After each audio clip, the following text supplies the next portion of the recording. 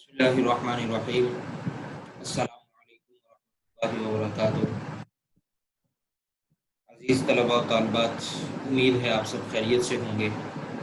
اللہ تبارک و تعالیٰ سے دعا ہے کہ اللہ تبارک و تعالیٰ ہم سب کو، ہمارے گھر والوں کو، ہمارے وطن عزیز پاکستان کو امان میں رکھیں۔ آج مورخہ 7 جولائی بروز منگل ہم لوگ حدیث نمبر 12 پڑھیں گے۔ کل ہم نے حدیث نمبر 11 پڑھی تھی، جس میں جناب رسول پاک صلی اللہ علیہ وسلم نے نماز کی اہمیت اور فضیلت کو بیان فرمایا تھا۔ حدیث نمبر 12 جو ہے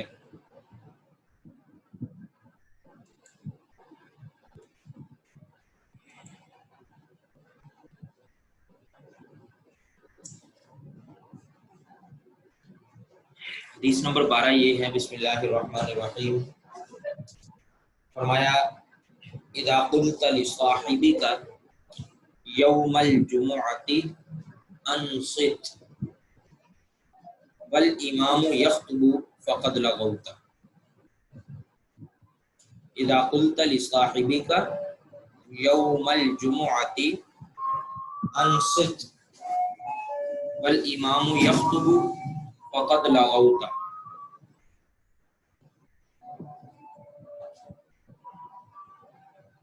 اذا کا معنی ہوتا ہے جب، قلتا کا معنی ہوتا ہے تو نے کہا، لصاحبی کا اپنے ساتھی سے، یوم الجمعۃ جمعہ کے دن، انصت خاموش ہو جا، والامام جبکہ امام یخطب خطبہ دے رہا ہو۔ تو فرمایا فقد لغوت، تم نے فضول بات کی۔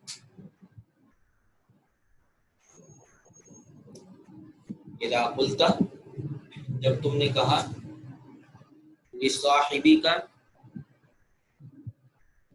اپنے ساتھی سے، یوم الجمعہ جمعہ کے دن، انصت کہ خاموش ہو جاؤ، والامام جبکہ امام یخطب خطبہ دے رہا ہو، تو فقد لغوت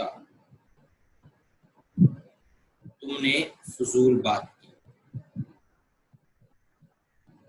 یہ تو ہے حدیث نمبر 12 کا ترجمہ۔ اس حدیث میں دراصل جناب رسول پاک صلی اللہ علیہ وآلہ وسلم نے خطبہ جمعہ کی اہمیت کو بیان فرمایا ہے اور خطبہ جمعہ سننے کے آداب بیان فرمائے ہیں۔ جمعۃ المبارک کا دن، اس کو اسلام میں بڑی اہمیت حاصل ہے۔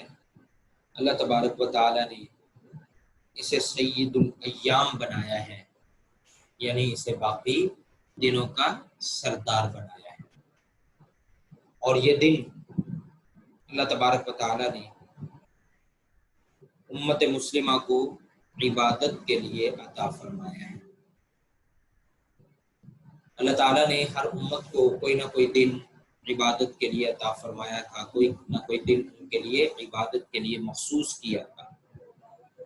یہود کے لیے ہفتہ کا دن تھا، عیسائیوں کے لیے اتوار کا دن ہے، جبکہ ہم مسلمانوں کے لیے جمعہ کے دن کو اللہ تعالیٰ نے منتخب فرمایا اور اسے عبادت کا دن قرار دیا۔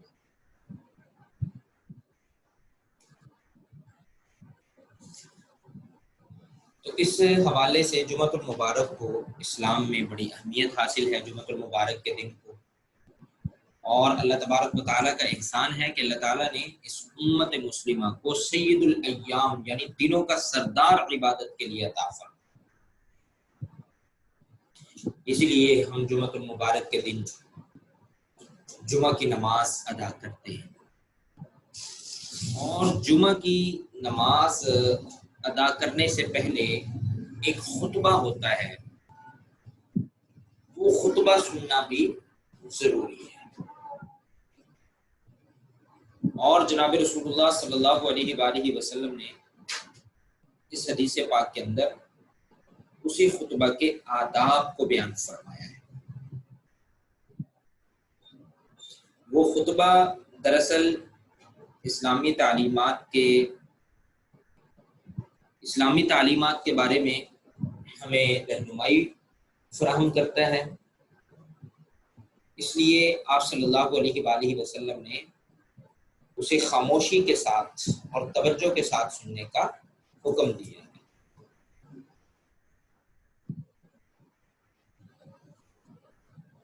کیونکہ وہ اسلامی تعلیمات پر مشتمل ہوتا ہے، اس لیے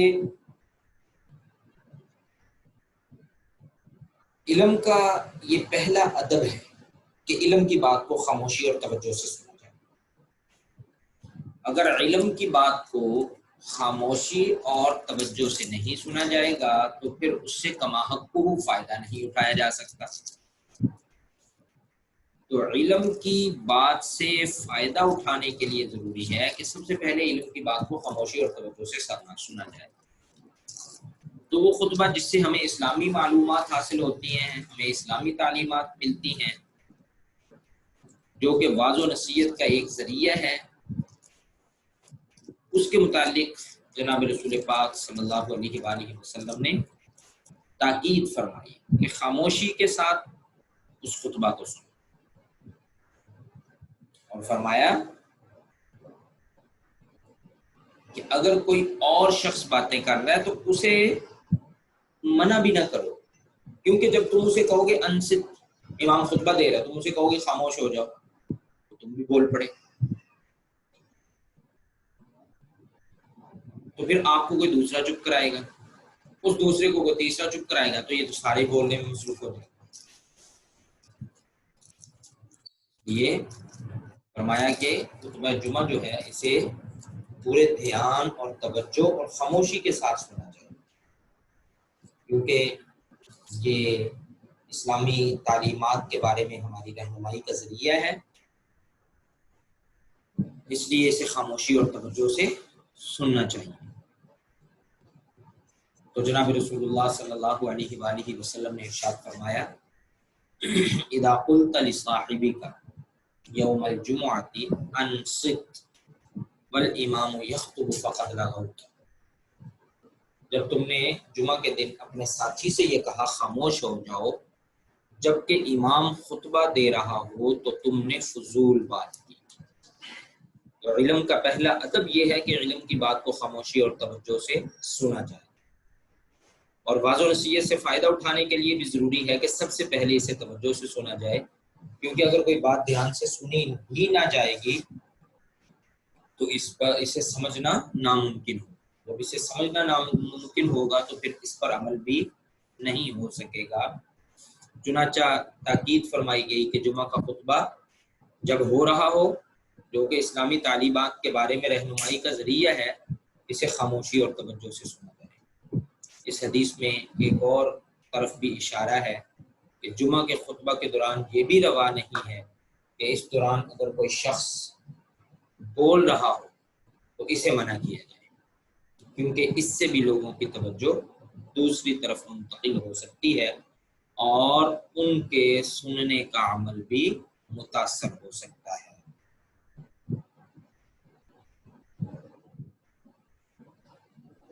اللہ تبارک و تعالیٰ سے دعا ہے کہ اللہ تبارک و تعالیٰ ہمیں اسلامی تعلیمات پر عمل کرنے کی توفیق عطا فرمائے۔ وما علینا الا البلاغ المبین۔